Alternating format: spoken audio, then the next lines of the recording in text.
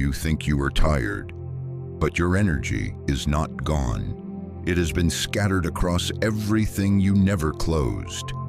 You sat down to rest, and before you had even settled, your hand was already reaching for something. You closed your eyes, and a dozen unfinished things were waiting in the dark behind them. A conversation that never resolved.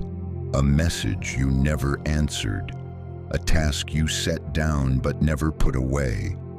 That is not exhaustion. That is something else entirely. Because here is what no one tells you about being tired.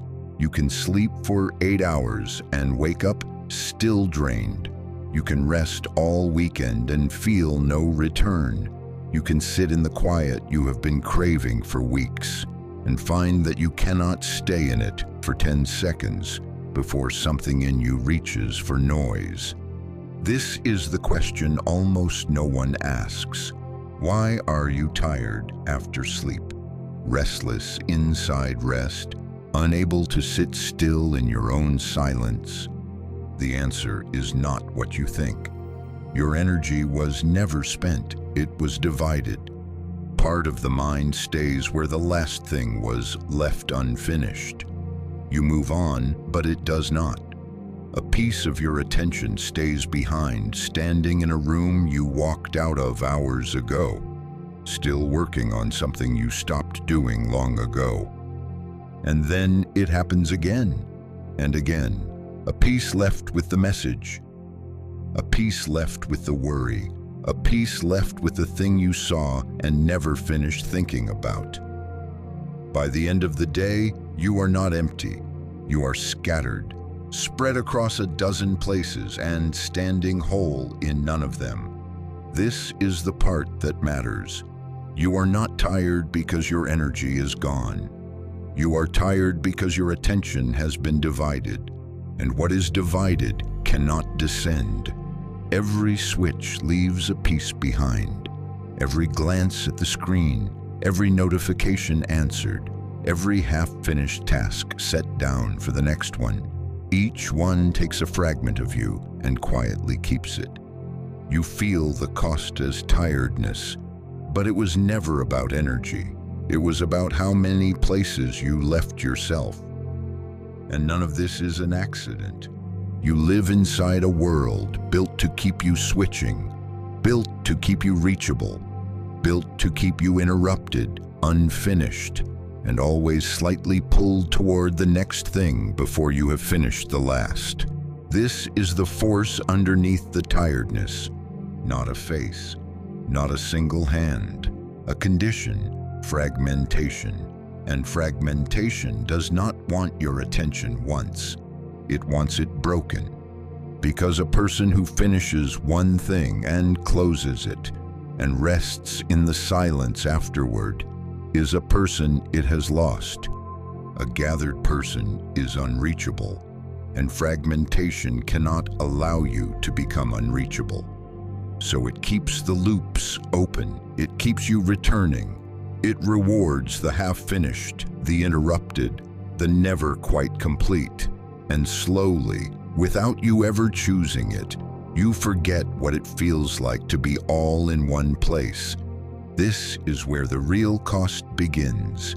And it is deeper than tiredness, because a scattered self cannot gather, and a self that cannot gather cannot descend.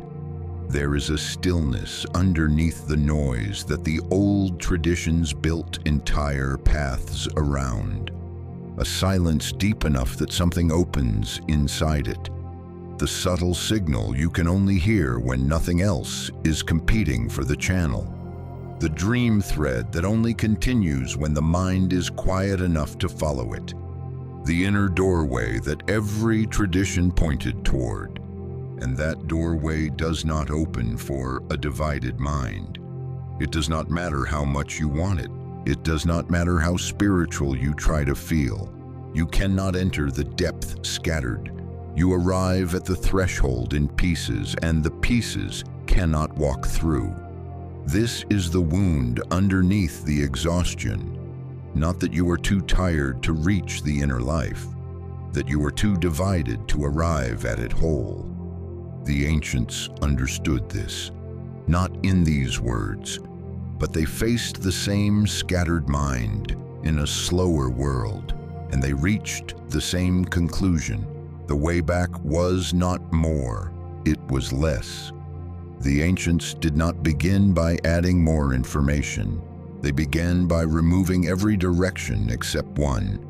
They built their entire path on a single discovery, that a scattered mind cannot be reasoned into stillness. It can only be gathered, pulled back piece by piece from everywhere it has wandered, and returned to one point. They had a name for it: Ekagrata, one-pointedness, the dissipated energies of the mind drawn back from the dozen places they had scattered to and held at a single point until the scattering stopped. And the clearest form of it was the simplest thing imaginable: one flame, a single candle in a darkened room, and the whole of your attention resting on it, not studying it, not thinking about it, just resting there on the one point of light and bringing yourself back to it every time you drifted. This was not about the flame. The flame was only the place the scattered self came home to. One point in the darkness and a divided mind slowly gathering itself around it until the pieces that had been spread across everything finally returned to a single place. The flame held still, and in front of it, something in the person stopped moving too. This is the part worth understanding. They were not trying to focus better. They were not trying to get more done. They were doing something the modern world has almost no language for anymore. They were gathering a self that had come apart. Because you were never empty, you were divided. The tiredness was never a lack of energy. It was a scattering of it. And a scattering is not healed by rest. Rest can pause the body, but it does not always gather the pieces. Only gathering gathers you. So here is the ancient countermove, still waiting underneath the practice. Find one point, a single flame, a single object, a single unmoving thing, and rest your whole attention on it for a few minutes. Not to relax, not to perform. Each time your mind scatters, and it will, bring it back, and again, and again. You are not training focus, you are calling the pieces home, gathering what fragmentation spent all day pulling apart, becoming for a few quiet minutes, all in one place again.